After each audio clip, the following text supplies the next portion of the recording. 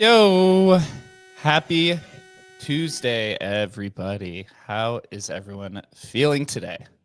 Is Bitcoin back? I heard Bitcoin died over the weekend, and so it's good to be back, man. It's good to be back. Yeah, man. I think this is going to be our first Bitcoin-focused show of the year. Actually, all three shows this week. Getting back to the Bitcoin ecosystem, which is down horrifically, I think, across the board. Bitcoin is up, but I think all of the assets across all the different meta protocols are down quite bad. Well, it's the good thing about counterparty assets is nobody knows what they're priced at, so it's not down. Nobody really knows what the prices are, so that's perfect. Illiquid markets are sometimes are really good, right? We've seen that with runes. It's like, well, when nobody can sell it, price doesn't really drop. So that's a feature, not a bug, man. Absolutely. Chris, how we feeling this morning? You having some technical difficulties? I heard a little buzz coming out. Yeah. It happens. It happens. Yo, you're muted, bro. You're muted. Yeah, it's good. I think he's doing that purposely because some buzzing. We are buzzing and good. Well, Dave, man, dude. I mean, I don't know if Dave needs an introduction. Everyone in the Counterparty community knows Dave. He is a historical NFT enthusiast, specifically from Counterparty. And from what I hear, you just put out a 545 a day timeline.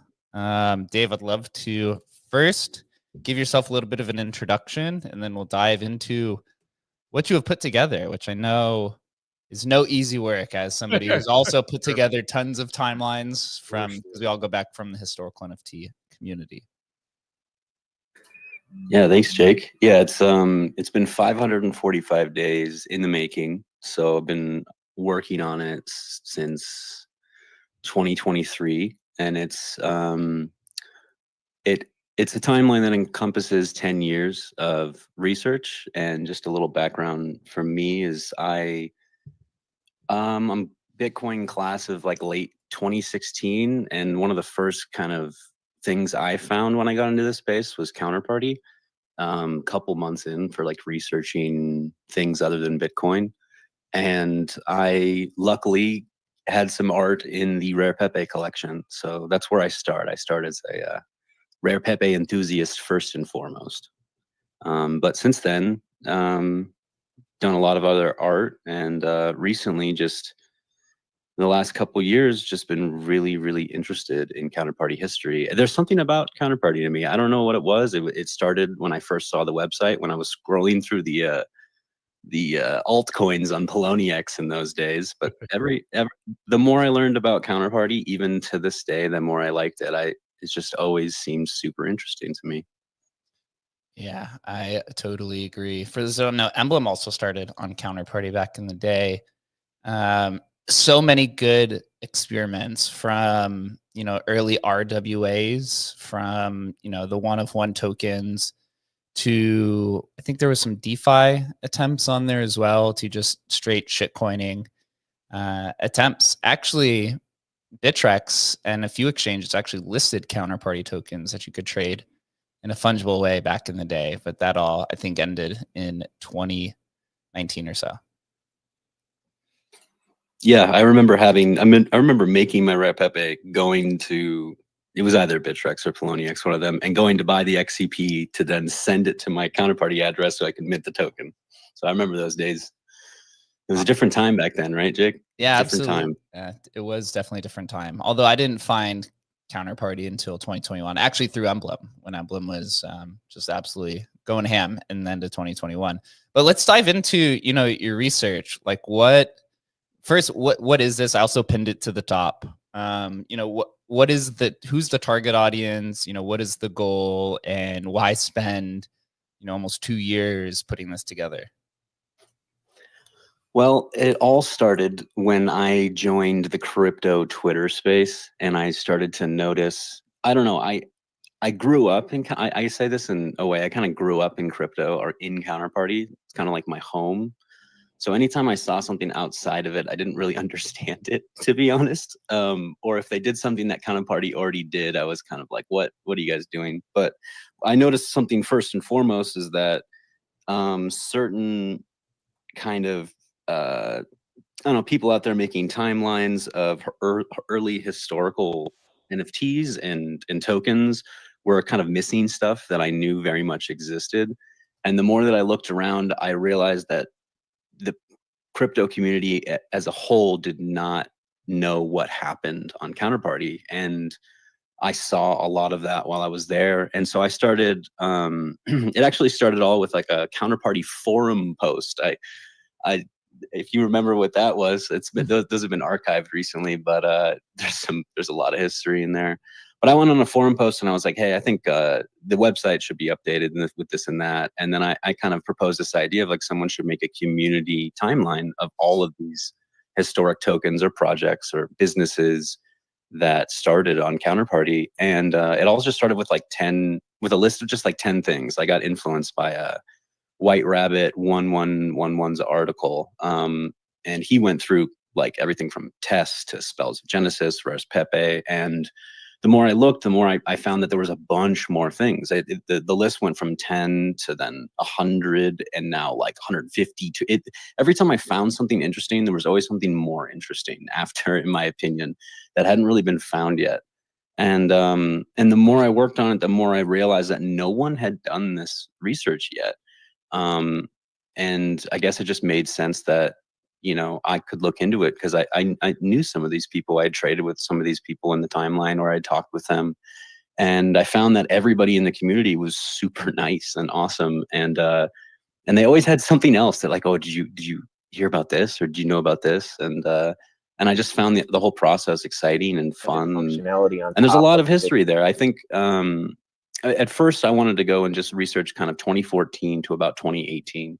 And there was just so many like experimental things that I was like, oh my gosh, they tried that years ago. And I still see people kind of claim, you know, it's emerging or new. And I'm like, no, that happened in 2014. It was tried a long time ago. So a lot of it just has to do with people didn't know the history or facts yet. There was no easy way to go and find it, or like sift through a timeline. And after a short period, I realized there was so much information that I had to kind of create my own timeline and made a little infographic with it, so it's easy to look through. And it's a lot of history. And there's still more work to be done, but that's kind of how it came about. Was I just saw that there was a story not being told yet, and it needed to be told, in my opinion. It's creating a timeline is almost like a never-ending rabbit hole. There's always something, it feels like, to be discovered, something that needs to be highlighted, or something that's just like intentionally or unintentionally being dismissed by the outside participants in crypto, whether it's, you know, the value of the asset, right, or does it pump, or anything of that nature. So creating this kind of stuff and documenting it is generally, you know, a thankless job. For the most part, unfortunately, you know, maybe unless our thesis plays out that 10 years from now, these are all just, you know, very historically significant and valued, kind of what you see in the real world, right? When items go to Sotheby's or Christie's and they've been, you know, locked away for 50 years or 100 years and sell for, you know, deca millions of dollars and such. Well, that already happened, you know, with Monopolis, right? Yep. I mean, Sotheby's 2021, I feel like that kind of already happened. Although when they released it, it wasn't, the world didn't really, I think it was a little too early for them too, you know? I don't know. I mean, I participated in that auction. I was selling Mooncats there, and I think it was too early. I think of the like 30, there's 50 something lots. I think that only 30 of them sold. And of that, I think half of the participants were actually crypto people. So it really didn't onboard anyone new. It was more just crypto people getting the message out that NFTs, you know, exist, which I think did have a positive impact. But you would hope that these, you know, go into new hands of new individuals who can then kind of spread the message, and so on and so forth. But, you know, moving on to the timeline, I have here pulled up on the live stream. It's like a 17-minute video. I see Adam's podcast coming up here a bunch. I've seen, you know, JP Jansen noted in this. What is this little documentary that I'm watching here? So that is a documentary titled The First 5 Years. And I basically, the most recent version of the timeline with a couple tweaks was released in October. And I always kind of wanted to put it on a token and tokenize it in some way, because after all this research, I was like, well, a bunch of these people did historic things. I want to do something new, or you know, I want to try, right? I've read so much about it. So the token itself publishes and incorporates the interactive timeline, and that documentary does a kind of video overview of the first 5 years of that timeline.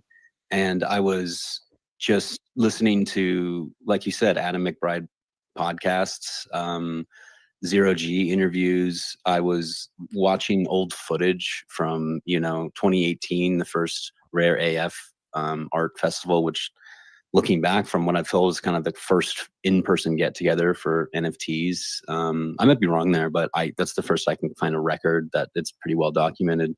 That's where the Homer Pepper sold for like 39,000. Yeah, it just had its birthday like yesterday, right? Yeah. And the HNFT guys, they did a space, which was really informative and fun.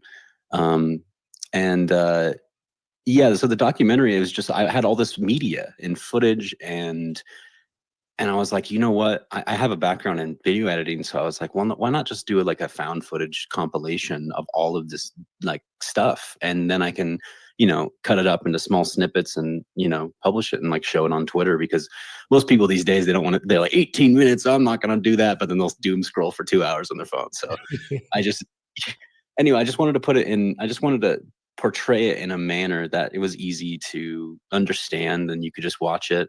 I've been showing that documentary to people that in my life that don't know anything about crypto, and I'm like, tell me what you learned. Tell me if you've learned anything, or tell me what you think. And I think it's really a poignant way to show the history. Plus, there's just like, dude, I found things in there that I didn't even know existed, and I put them in the documentary. Like, I found an episode of Bit Girls. Wow. And I didn't know that was findable. I found like interviews with Peter Kell and, of course, just Joe Looney, JP Jansen. You guys did a lot. Like, Adam, you specifically, you did a lot of early digging, and that space you have with Koji and Christian Moss and Shaban is one of the most interesting. It's like a Twitter space you did, and then you put it on your podcast. I've listened to that like through like 2 or 3 times because it was like I learned so much. So anyway, I just wanted to compile it all into something that was easily digestible and they could learn fast without having to read pages and pages of research, right? So I'm looking at the token scan link, and it says that this token is a fake rare, and I see there was a custom content, there's the Pepe timeline, and then an image. So how is this all put together? How are you putting multiple media types within a single token here? So that is basically all linked through an Arweave JSON, and I included basically a little HTML. It's an iframe, so it just points to the infographic is hosted by a place called time.graphics. And you can do a lot in a counterparty asset. I don't think people know that, and a lot of people have done a lot in the past. Incredible work. So I kind of had the experience of looking at tokens that experimented with like putting a video on there, or putting an image, or putting like Dust, right, by Kane Mayfield, an entire like music player in the token. So I knew something like that was possible, and I got some help from a guy named Rad, Bitcoin Audio, who helped me to kind of format that. And then it's a fake rare, so I have to. If you know anything about the fake rare collection, it's kind of like an ongoing tribute to the original Rare Pepe collection, and fake rares these days are just exceptional. I mean, you gotta, in my opinion, you gotta do something just like that no one else has ever done before. And so I went for that. I was like, okay, my goal is to put the data on the token, so you don't have to go to the Time graphic site anymore. You can just go straight to the token and look at the research there, and it'll automatically update too. So if I go and I find new research, need to change something, or correct something that might not be perfect just yet, it'll change within the token itself. So it's kind of a live thing that's happening. So the more research I do, the more it change. But yeah, it's a weird process. I had to manually write the JSON, and it's not that hard. It's definitely scary for somebody that has never looked at code before. Not that I'm a good coder at all. I looked at it and goes, oh, this is what does this. And recently Subterranean came out with this article that you could host a JSON through a GitHub link. And so I did all my testing through a GitHub link where I could kind of just change the JSON freely, and then it would automatically show. And while I didn't end up publishing that way, that's how I tested it all. And yeah, it was a long process, but yeah, you can basically on the Counterparty, using just like easy minting tools with like Easy Asset, you can add photos, video, text, et cetera, et cetera. There's a lot you can do in a Counterparty token. And so I just kind of was like, well, I'm going to set the example and show how much more can be done. It's really interesting. Like, we're on the timeline when somebody's, I'm doing this. And it's like, well, Counterparty, they already tried that here, right? It's like infinite early failures, right? Because almost basically nothing worked back then except maybe Pepe's and maybe Spells of Genesis, maybe. But I'd love to get your viewpoint, like on this specific thing, which is like connecting things to the token, because we know, the first Rare Pepe has that. Is it a Imager link? I can't remember what they were using back then. Was it imager was like the first link on the Nakamoto card, and like that evolution over time to, and I don't even know what Counterparty people think is the ideal way to link to an image now. I just love because you're much deeper in it than I am. Your kind of viewpoint of how that's morphed over time, from like the early days to maybe it not even mattering to now, does it need to be on chain? Like, give us a view of like that looks like through time. Well, the first thing I'd say to people nowadays is don't judge historical tokens by the tooling you have right now. It was way different back in the day, and there was limited tooling and there was limited like functionality. So in the beginning days of Counterparty, basically the meta protocol on top of Bitcoin allows you to put some data in a transaction, and the data when Counterparty started was 40 bytes, and that included all of the Counterparty information. So you were pretty restricted when it came to putting things on chain. While the data was on chain, it lives in the OP return function in using JavaScript. There wasn't, I mean, in the early days, there was no expectation you would put data on chain. I mean, there was other things that came about to try to solve that issue, storage and Filecoin and all this other stuff. But in the early days, it wasn't. It was the token creation, the trading, the XCP, decentralized exchange, etc. It's all on chain, but your information was difficult to put on chain. So in the early days, it didn't really matter. But even before Rare Pepe, you kind of just had the token as the art, and you didn't really need to put some of the information on chain. Like a great example of that is like Joe Looney's fantasy football league tokens, where the tokens just represented kind of ownership of this fantasy football team that you might bet on and they might do good, etc.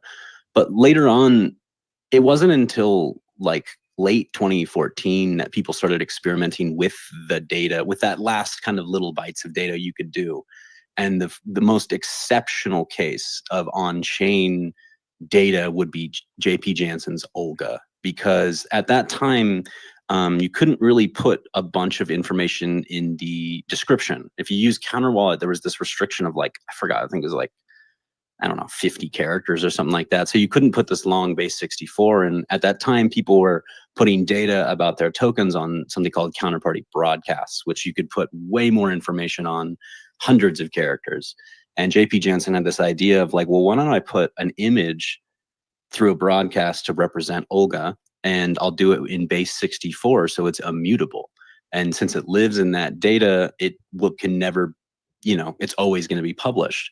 And so I think that was the first experiment. And what's interesting about that is JP Jansen also, after a year of Counterparty, he was the first one to make a 1-out-of-1 locked asset, which we now call NFTs.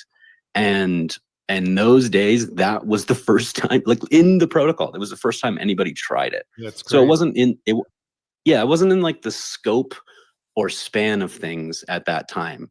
And yeah, so to get on the Rare Pepe stuff, Rare Pepe started with no image links at all. It was just Mike made this token called Rare Pepe.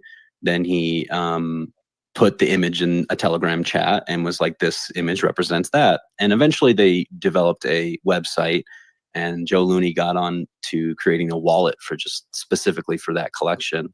And the images just lived on the Rare Pepe directory. And you would, back in those days, you would just go and say, okay, I want to buy, I don't know, Pepe Cash, right? And you would go and make sure that the Pepe Cash asset was the same one that showed that, like, you would go verify it, and it was just the token in those days. And it's changed a lot recently because the tooling's changed. So after Rare Pepe and after a couple of years, you could start putting a lot more information on the description itself versus trying to like link in through a broadcast, et cetera, et cetera. And people got a lot more, they did a lot more interesting things with that description. They could point to a JSON, which could just point to some data somewhere else. And when it comes down, I guess I'll jump forward into just kind of my opinion on that, is that I still think to this day that we are not fully on chain yet. While I think it's kind of beautiful that like ordinals kind of has this idea of inscribing, using Taproot and stamps. you're still limited by so much, like you're limited by data. And to this day, I mean, like how do I describe this? If I was to put that documentary on something else, like ordinals, 4 gigabytes of data, good luck. And it's always been kind of the thesis of Counterparty is like, do you have to put your information on chain, or can you link it somewhere else? And is that like not, that's like not a big deal. Like, well, you know, like how am I going to save with 80 bytes or whatever it is now, like so much data to represent something. So in the early days, people would just put a link to a YouTube video, right? Or what you said before, a link to like an in-gear photo.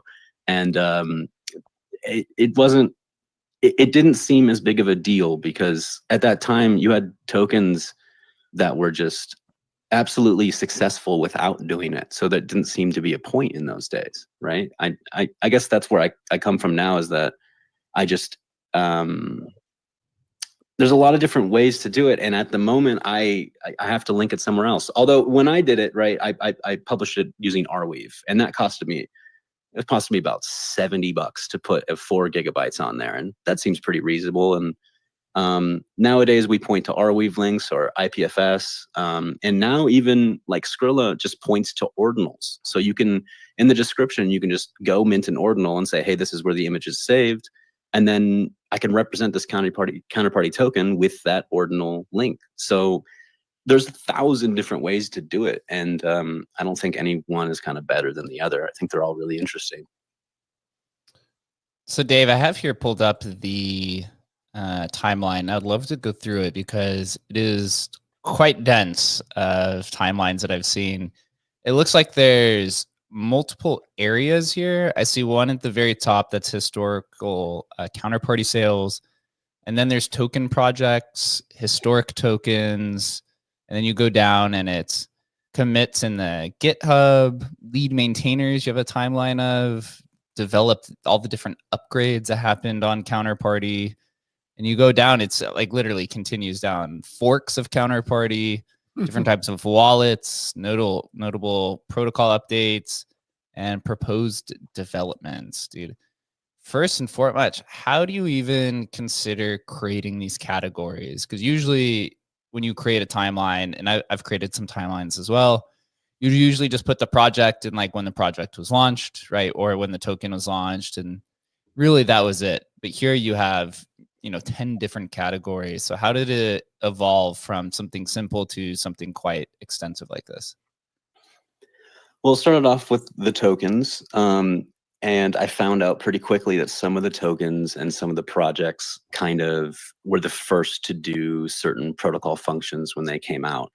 And at this time, I was also getting into like really interested in something called CIPs, which is Counterparty Improvement Proposals. And those really changed the landscape of Counterparty throughout the years. Whether or not some of them were integrated or not, or deferred. All of those protocol updates are super intertwined with the history. So when I went to go look at kind of early tokens, I was also looking at the protocol firsts. And I first kind of got introduced to those firsts through JP Jansen's website. He has this cool tool where you can look at all the different protocol functions and see who was first or what token was first.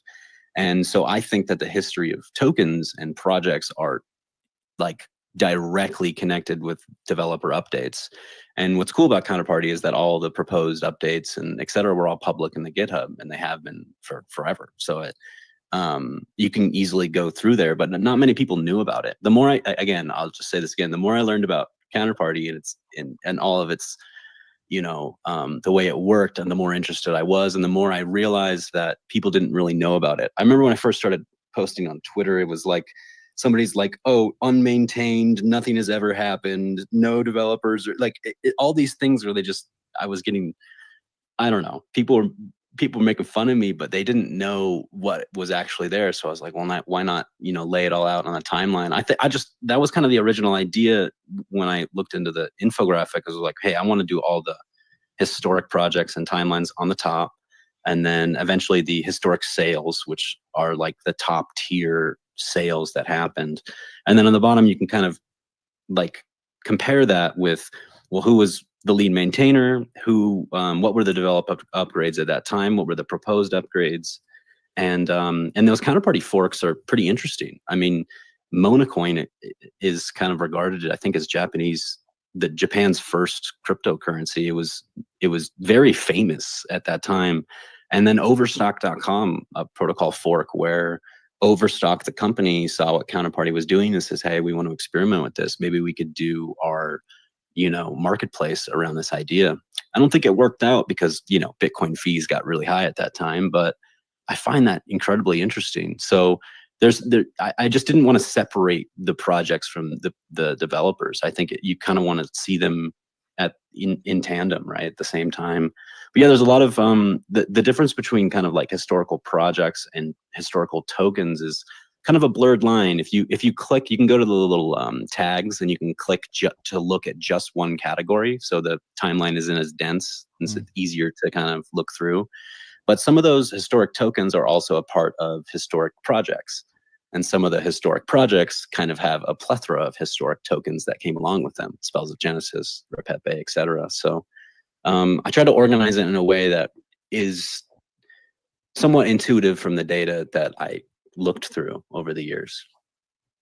Yeah, this is definitely quite extensive here, from literally the full encompassing history. As you did this, did you have any major discoveries that the community was not aware of and that you kind of brought it to the attention? Or is this more of a kind of a data gathering project?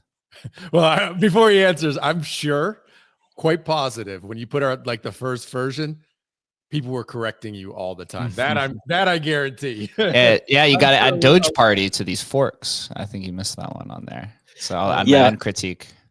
Yeah, no, you're completely right. There's a so all the data I use is hosted on a GitHub repo, and in my next up to research is Doge Party. That's on the list. There's a lot on the list.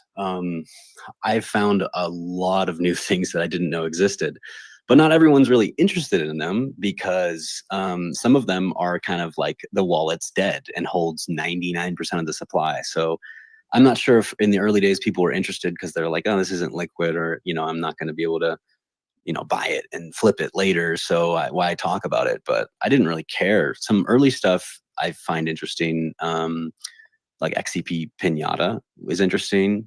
Joe Hamilton's work with Kevin McCoy. That big sale that happened from Quantum and the whole Namecoin HNFT stuff that people are looking back and, Namecoins were the first and this and that. And they were an interesting, incredible protocol.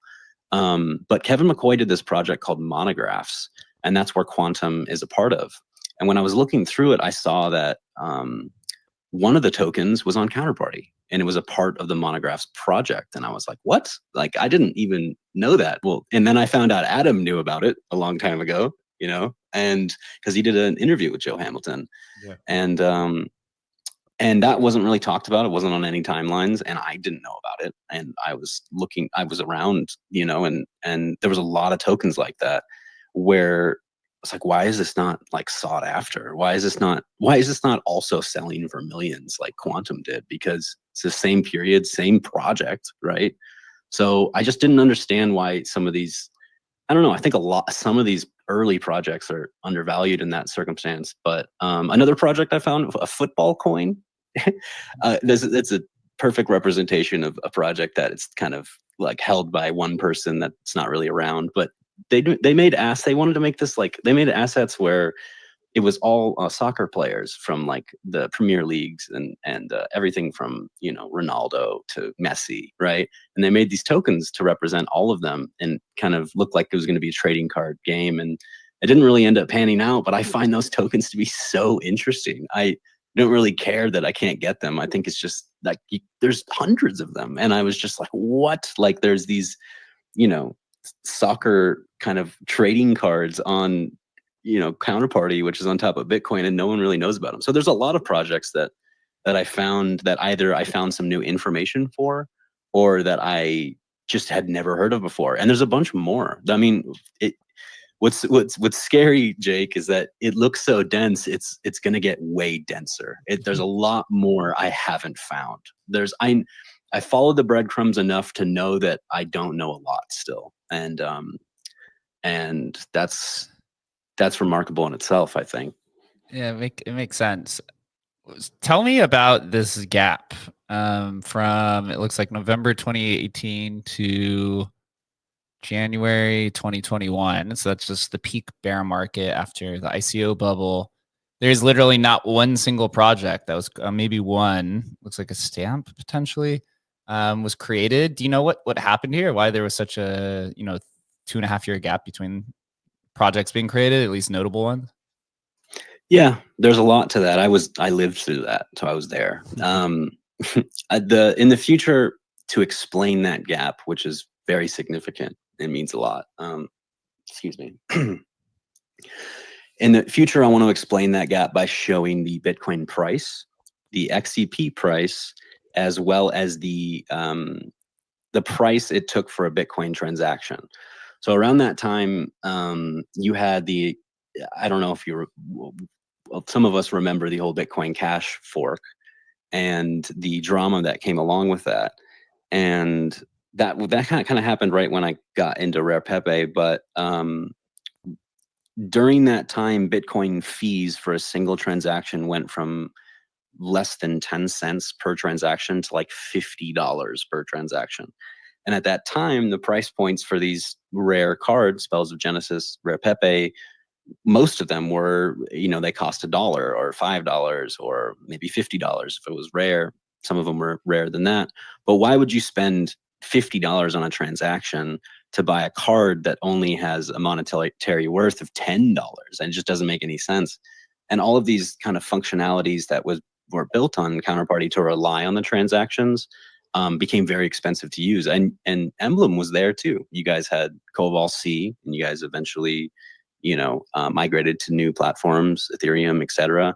And I think you guys lived through that too, right? So there was a lot of kind of aspects that just made Counterparty not usable at that time. And add on top of that developing was slow. Not many new businesses or people had entered into the ecosystem.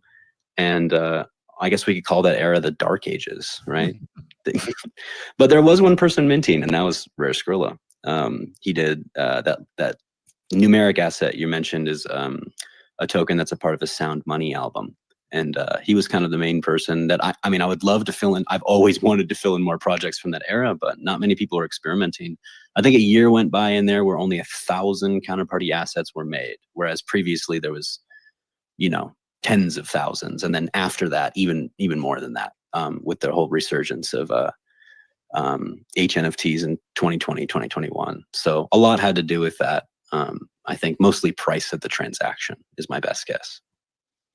Yeah, I would say it was even more so on a larger scale as the dark ages for NFTs in general.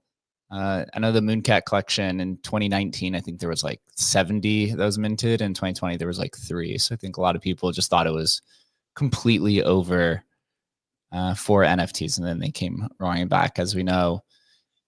As you've documented this timeline, you see the history, and you've seen the progression of tokens, community, experimentation, etc. We're now evolving into Counterparty 2.0. What are your thoughts on it so far? Within, I think it's been 2 months since the rollout has happened. Provide like a historical context, and then where do you see the progression of the protocol itself?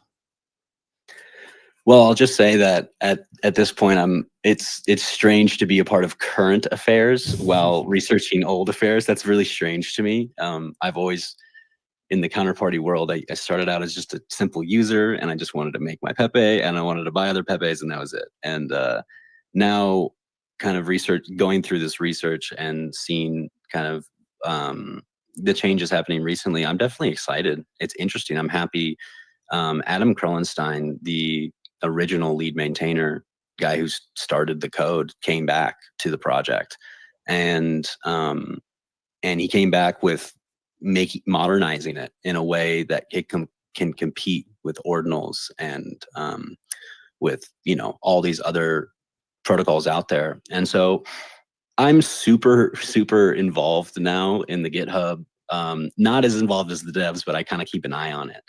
And there are some changes that I think absolutely were needed. Like the way that you can spin up a node now is a lot easier, faster. Interested developers can get into running a Counterparty node very quickly now, whereas it was a little bit cumbersome before. There's a lot of changes. The new atomic swaps function, partially signed Bitcoin transactions that, you know, it's starting to go live now. There's already it's already in the protocol. Functionality is live, etc.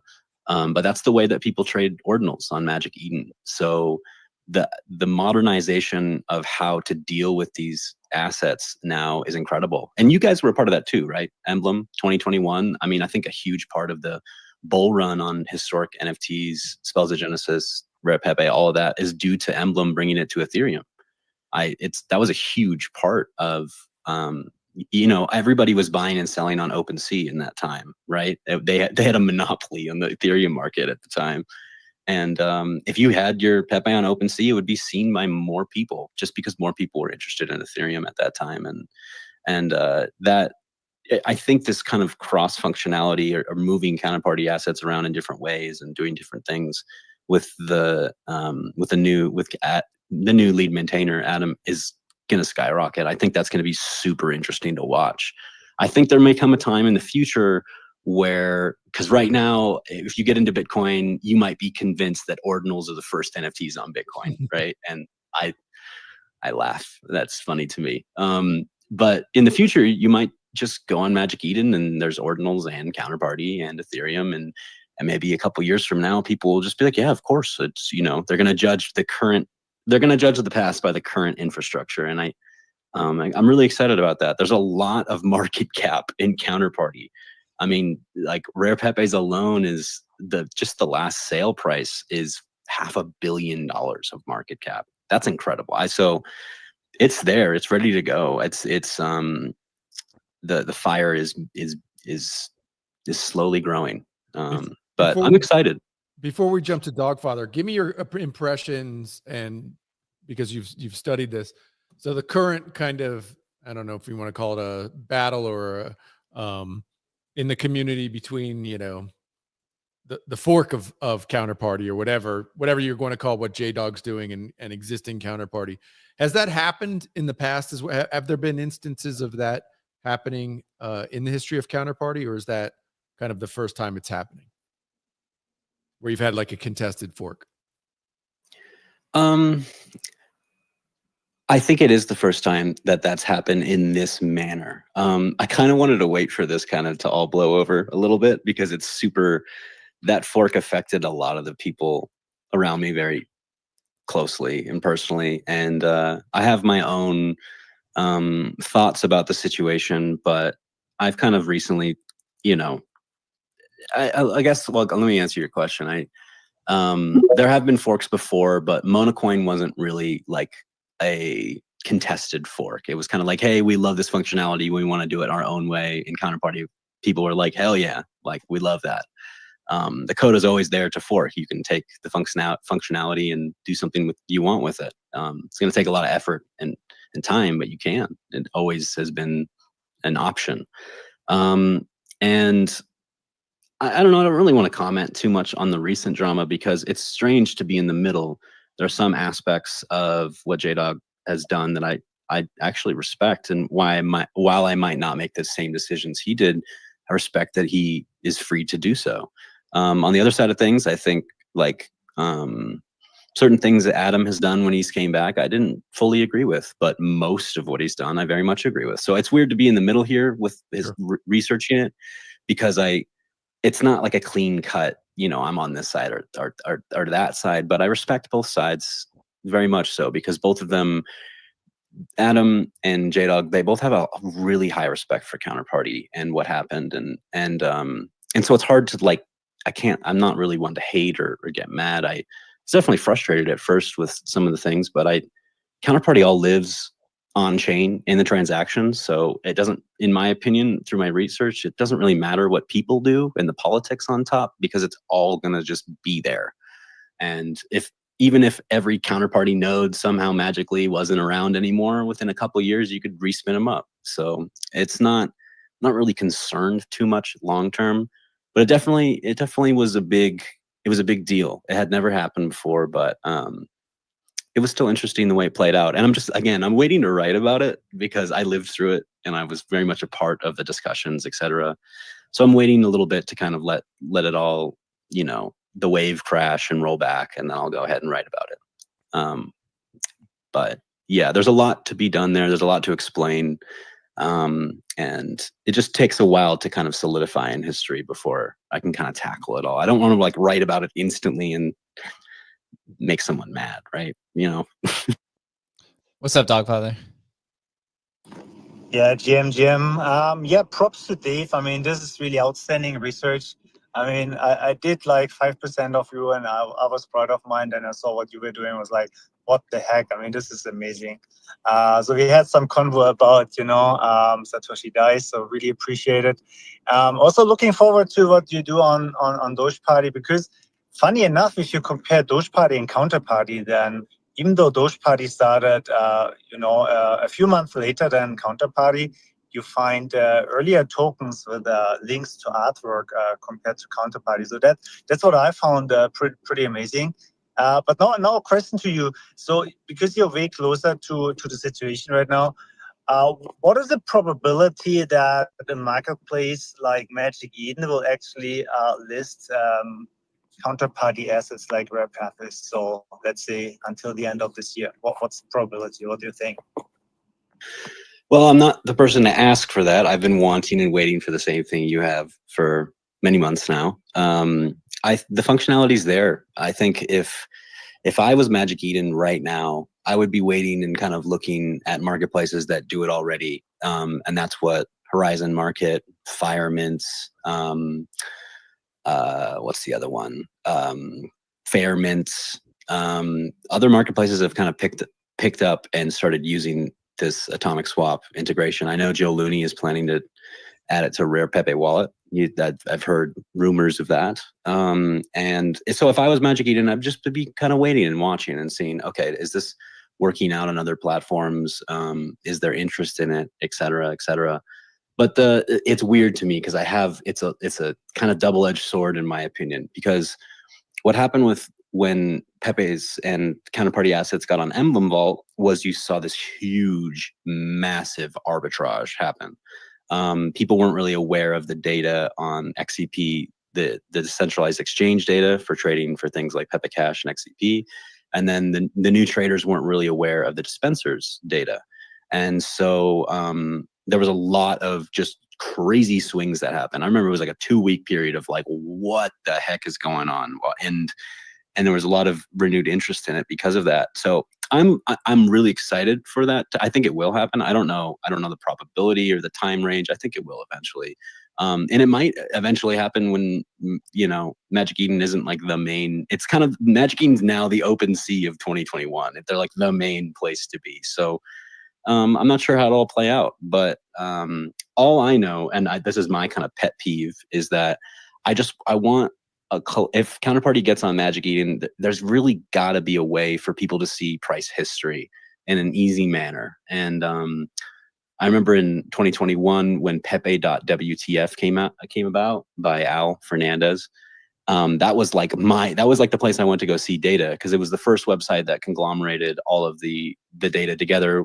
He even has data from scarcity sales and other sales, which is incredible. But that's one I'm kind of worried about, in my opinion, because I think a lot of new traders, when they see these, I think, Magic Eden people that have been there for a while but don't know anything about Counterparty, if that happens, they're not going to know the value truly. And I'm not sure if that will be a good thing or a bad thing. But my hope was, it's all on, most of these transactions are on the blockchain. The data is there. So conglomerating that data is super important, in my opinion, for new interested users as well as NFT collectors. So that's my response to that. Yeah, I'm interested to see what type of tokens are issued into the future, and if Counterparty can ever expand past the historical NFT kind of narrative. Do you think that's possible? Do you think that there will be, that it will bring new creators to create new NFT projects, or maybe experimentation with different types of token standards, or, you know, fungible tokens that are leveraged in a different type of way? Have you seen any of those types of conversations within the community or even on chain? Absolutely. Well, the first thing I'll say is that Timeline XCP, the token I minted, is me setting an example for, yes, this is still very relevant. I was just rewatching an interview with Tatiana Moroz on Zero G, and she was talking about, hey, I've been minting tokens since, you know, for years, 6-7 years, and the functionality of Counterparty I still think stands the test of time. I would not be able to put this, you know, documentary on ordinals. I didn't think it was appropriate to put a, you know, token about Counterparty history on other chains, but if I did, it didn't have the functionality I needed to have token scan show that data in a cool way, and an easy way to just look at, pull it up on your phone or on your computer or whatever. It's I haven't found any other place that really can incorporate all of what I can do on Counterparty. And there's a lot of, it's not to say that, you know, like other places aren't like efficient or easier to use, etc. But I get confused. Again, I grew up in Counterparty, and so when I look at other places and they, like Runes, for example, like I'm like, okay, that's really cool, but like I could do that on Counterparty. It's not like I could do a lot more functionality. Runes doesn't have like sub assets. Runes doesn't have a destroy function, or you kind of, there's a lot of functionality on Counterparty that exists to this day that is just really interesting to me, that it's underutilized, underappreciated, and underused. And what else? I'm blanking here a little bit, but I mean, I'll just layer in. I mean, it's an interesting question from Jake, and it's like, you know, Counterparty does have all this functionality. It's like, but the one time it actually got traction with stamps, right? There was like this divide in the community about whether or not we should allow stamps to happen, right? Now, I mean, that was such a bummer. I still have the mental scars from that, about just how, like, what the fuck? It's like the first time the protocol's like taken off, we got real traction here, and a small portion of the community was like, no, we don't want this. And it's just, you know, that was the type of thing that really, yeah, was really disappointing to me, because for all the talk about, oh, we want Counterparty to be really make an impact, you know, part of that community, and the majority was like, yes, this is great. There was a small subsection of the community which was like, no, let's shut this down. I'd love your perspective on that. Just, you know, the stamps debacle kind of thing. Yeah, that was interesting. That was about a year ago. Stamps is strange to me. I find it incredibly interesting. But stamps, I have some qualms with the way they decided to do things. In my research, I found that people were already putting base 64 on-chain data in named assets. So CC Satoshi is what I found, is the first one by Cornholio. And he was doing some experiments with the Bitcoins project. And later on, Stamps came in and said, well, what if you just do it on a numeric asset? And on Counterparty, you can basically use XCP, burn it, and make a named asset with a cool little custom name and do a bunch of different stuff on it. But you could also just do it for free with a numeric asset. Those are free. And so Stamps came in and kind of set a standard for how to do that. So, okay, you can put a numeric asset, put stamp prefix in the beginning, and now it's considered a stamp. And I was kind of like, no, well, I mean, that's interesting that you set a, you know, protocol standard for it, but I think that theory had already been done beforehand by some other people. And I was kind of, in the beginning, I was kind of like, why didn't Stamps include the named assets and just the numeric ones? And the drama that happened, I think, and I don't want to speak too much for JDog, but from what I saw, some of the Stamps guys were using his kind of free tooling. And I think there was this perspective that I understood, because I looked at the research of Counterparty. XCP was supposed to be kind of this functionality token that you can do some really cool stuff with if you burned it or used it, right? And there was this kind of, while stamps I think is incredibly interesting, fun. I've done stamps. I think they're cool. That I think that some of the stamps people might have come in and it felt like they were taking advantage of the protocol. Hey, we're going to use only the free assets, and then we're going to disregard, similar experimentation that happened before with named assets.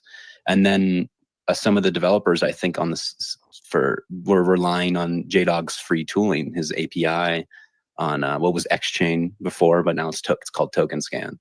And so I kind of, again, that's another situation, Adam, where it is still kind of recent, but it's another situation where I see the value in what the stamps people were doing, but I also saw the value in JDog being like, hey, like my tooling's getting a little overrun, and I pay for these servers. So there was a big, I remember there was a big kind of proposal on making numeric assets cost just a little bit of XCP and not have them be free. And that was an interesting proposal, but it never really got consensus, like fully. I mean, people voted on it. There was kind of drama and a debacle over it, but numeric assets in the beginning for Counterparty were supposed to be just like, hey, you can try it out for free. You can see how an asset works. And numeric assets were experimented with long before stamps. I mean, you have the Weeks, WEEX, did some experiments with art using numeric tokens. So they're already being used beforehand, but they weren't. I guess I can kind of see why JDog was saying they're spamming me. I don't know about spamming the chain, but they were spamming him with a lot of, it felt like he had to take up the slack on some of that. And so I think that's where that came from. Again, it's just another situation where I think there's a lot of angles from everywhere, and there's a lot of again, it's just not something I can really take sides. I just kind of saw it all happen. I don't think there really is two sides to it. It's a lot more complicated when it comes down to what happened there. And it's really, if you want to know the full story on that, it's difficult. Like you really got to be a nerd. You really got to be like, I'm going to go check the Counterparty GitHub. I'm going to go check the discussions from that era. It's a lot of hoops to jump through to find the history of some of those contested things. But I'm not really surprised when something's contested on Counterparty. This is like a very community, open source place. Every single update has been contested. I mean, the updates that you take for granted now, like sub assets, there are some really respectable people that are like, I don't know if that's the best, choice to do because of this, and that. Every single place on the timeline that said proposed upgrade has like been heavily debated on whether or not it's a good thing or a bad thing. And some of those Counterparty protocols, the improvement proposals, some of them just weren't integrated on a protocol level because they were just so contested. And we might laugh at that now of like, well, that's a no-brainer. Why not do it? Or why did you do it? Or et cetera. But everything's contested on Counterparty. And in my research, I found that that's nothing compared to the Bitcoin GitHub with Bitcoin improvement proposals. That place is the valley of the shadow of death. If you've ever been to the Bitcoin GitHub is terrifying. Yeah, consensus is really fucking hard, man. Yeah, absolutely. Dogfather, go ahead, man. Yeah, just to to drop my 2 cents on the stamp thing. So from my understanding, the SRC tokens that was even more burdensome to the infrastructure than the stamps, because you had all these like on BRC20 type of making these transfer things.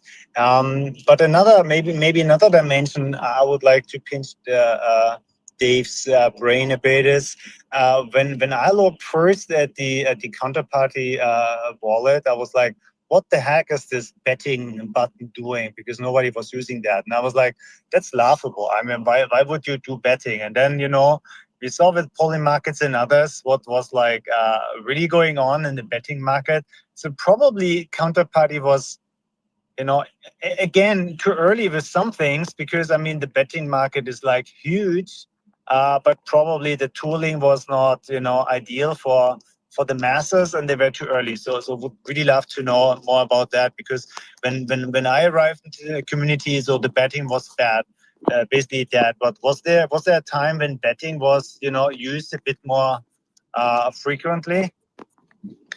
Yeah, in the early days there was. That's definitely a part of my timeline I need to do more research on. The betting functionality is pretty unknown. And it was used in the past like that in a similar manner to the fantasy football stuff I mentioned before. It's on the timeline. It's FFL Team A. That was the first token to drop in that kind of project.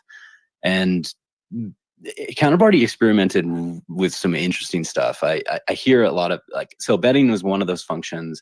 It was kind of clunky though. So it's like, as I said before, you couldn't really publish too much information in the description. So people would have you set up some sort of betting situation and then have to describe what the parameters were in a broadcast. And that happened. But the tooling wasn't there. Again, if you were around and you used Counter Wallet, it was difficult. It was difficult to use, but Counterparty was experimenting even on a protocol level with kind of early functionality like that. I think a great example that's similar to betting is the rock, paper, scissors function. This was a protocol function. It just that had been around for a long time, where you could bet on rock, paper, or scissors and like send a counterparty like transaction out that like, okay, I bet scissors, that was on chain. There was some early kind of testing functionality of like playing chess using transactions and stuff. But again, I'm not sure, I'd have to do more research on the betting. I'm not sure how that all worked out. I'd really have to get down to the nitty gritty on like asking early developers, asking early people that try to start businesses around that. That's something I think I'll ask Adam. I'm going to be interviewing Adam B. Levine, the guy who is the founder of Let's Talk Bitcoin podcast and subsequent project on Counterparty. That's something I have to ask him. So it's definitely something that I'm going to need more research on. But it was there. It happened. I'm pretty sure it still exists on chain, but I'm not sure if people really know how to use it or know what its purpose is for. Maybe it's something that Adam, could look into for refurbishing and modernizing. That's a great thought, to be honest. Well, Adam is one of my favorite people to talk. You're gonna love if you've already scheduled that interview. It's one of the he's amazing. You'll get a ton out of that talk. Is there just to clarify? Yeah. Sorry to cut you off. I just want to clarify right there. I meant Adam Krellenstein, lead developer, whereas I'm going to interview Adam B. Levine, Let's Talk Bitcoin. They're just two different Adams. I just don't want to. No, I'm talking about Adam B. Levine. Adam Levine is one of my favorite people to talk to. He's incredible, and his early stuff, obviously on Counterparty, was. I mean, it's like the whole kind of like a social media app that's run on tokens, like that he did it back then. Actually kind of successfully is incredible. I mean, it's like that it actually somehow worked is beyond belief. Like we can't even do that today, right? And so he's amazing. You're gonna love that. How about is there one or two things that even us in the HNFT space haven't we've missed that one project or that one kind of token that was something interesting or something just kind of off the wall that you want to kind of highlight for us? Well, I think a few things were missed. I think like early uses of the protocol had not really been looked at. Like the first PNG to be in a description as a Formica coin. It's this little picture of an ant. I think that Folding Coin, incredibly interesting project. Let's Talk Bitcoin. There's a bunch of assets that Let's Talk Bitcoin did. Like, I think one of the most interesting ones is called Our Consult. And the token was made by Adam B. Levine and said, hey, if you have this token, you now get 1 hour of consulting time with me. Yep. And I thought that was fucking hilarious. That's so funny. Another one I think that's very much conceptually misunderstood is My Soul by Rhea Myers. she minted a token and put my soul, and then locked it, and was just like, this is, it was like an art project. And I asked her about it recently and said, hey, are you ever going to sell my soul? And she said on Twitter, I can't, because my wife objects to it. Like, theoretically, right? Conceptually. And I find that incredibly interesting. Rhea Myers was there. You did an interview with her so early, doing conceptual artwork on Counterparty, Ethereum, Doge Party, etc. So there are a lot of early tokens in there. I'm not really one to recommend to get something or look at something, because I love them all. So I'm not really the person. You should do your own research on what you think is the most interesting. There's a lot more that goes into actually investing in these tokens. A lot more thought process. How, who holds the most supply? How old is it? Is it easy? Is it what's the sale price? Trade history? That's a lot more of a complicated question, and needs to be really taken with an extreme amount of seriousness. These tokens in the early days some of them are very expensive. So it's just something that you really need to wrap your head around and understand first before you look into investing in some of this early stuff. You can't put a price on history. Some of these things are literally unattainable. I do think we'll wrap it up here, man. Dave, always appreciate you coming on the show, supporting Emblem, and also just becoming a person of morale and you've been contributing to the space now for a while. As you said in the very beginning of the show, like you were just a collector, and now you're actually somebody who has some influence in the history side of things. So awesome to see your progression over the last few years. And one final question is, what happens next now? Like, what are you going to be working on, over 2025? Well, first off, thanks for having me. Emblem, you guys are awesome, and you guys are all in the documentary as well. Adam's in it, Jake's in it, Shannon Code is in it. You guys have been part of the community, Counterparty community, for a long time, and you guys have been the place to go for media and learning about it, or the kind of front lines for talking about anything that's happening recently. What I'm doing right now is this fake rare drops in about 2 hours now. And if you're interested in owning the Timeline XCP token, there's some really cool perks that go along with it. If you get a lot, you think it's interesting, you get some cool physical assets. Right now, I'm basically going through the next week, and the next week I'm going to be interviewing a bunch of Counterparty OGs, some just absolute monoliths, in my opinion, from the era. And so we can all learn together. And I think in the next week, I'm going to probably learn some new stuff that I'm going to have to add to the timeline. And so this whole project and getting it as a fake rare and, tokenizing it and trying to sell it as a direct, basically, donation to me to finish more research. I would love for more people to help out, be on the team. Because there's a lot more work to be done.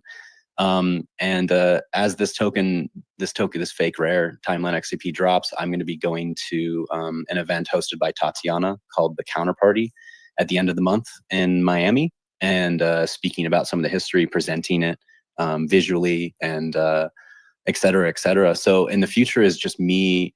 I have lists and lists of things I still need to research, but I kind of had to just kind of chill for a second, and I need to raise money for the travel expenses to go present the data. I mean, I've been locked in my room for a long time researching, and got to get out, and there's a lot more research to be done. And in the future, I have some cool things planned, but I'm going to finish this up. I have a lot of art and some really cool, interesting ideas for a project now that I've been in the space for a while. I think I'm going to eventually do that. I don't want to talk about it too much, but I think I will in the future. So a lot more from me for 2025.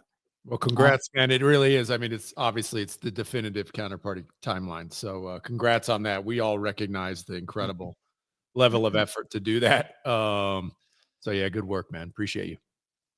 Yeah, really appreciate it. Some final notes here before we do wrap up. This week we do have a Bitcoin focused show or week. We have Andrew from FunkyBit coming on tomorrow. And then we have one of the co-founders from NewBit coming on Thursday to talk about Goldenals, which is I guess it's a comprehensive fungible token ecosystem, putting them all together. I guess another fungible token thing on Bitcoin. So exciting times ahead. If you guys noticed, there was a new person on stage. That's Hustle. This is the Emblem AI project. That's part of the creation of Shannon Code, our founder's brain, that we're diving into the AI space, hopefully to improve the UX of Emblem as well as do some other cool stuff. So it would be appreciated if you follow the Tensorium account as well as the Emblem account so you can stay in tune with everything that we're doing this year. We do have our EVM build out, which is going to deploy this quarter, which means then you could take Rare Pepes to any EVM chain. So take Rare Pepe to Base, or if you want to take your Spells of Genesis over to Blast or to Merlin or whatever you'd like. That is going to be coming this quarter. So if anyone has any suggestions or preferences if you want to take your Rare Pepe or XCP assets to an L2 or EVM layer 1, please just reach out to us and we'll make sure to include it. Until then, everyone, love the Counterparty community. You guys are awesome. Stayed together for a long time, and we'll see everybody tomorrow at 11:30 a.m. Eastern time.